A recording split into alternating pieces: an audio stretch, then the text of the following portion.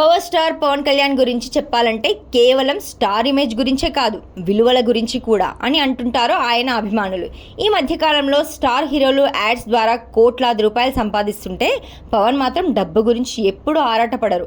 పవన్ కళ్యాణ్ అంత పెద్ద star image ఉన్నా సరే పెద్దగా యాడ్స్లలో నటించరు.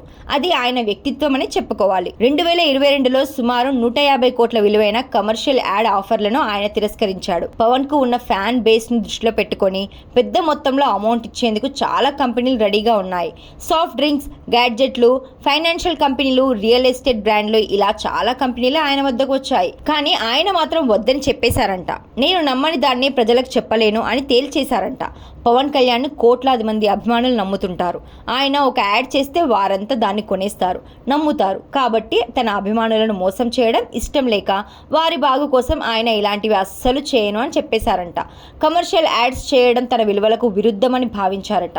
సినీ రంగంలో పెద్ద మొత్తంలో పారితోషికం అందుకునే హీరోల్లో పవన్ ఒకరు. అయినప్పటికీ కోట్ల కోసం కాకుండా విలువల కోసం ఆయన నిలబడుతున్నారని అంటున్నారు ఫ్యాన్స్.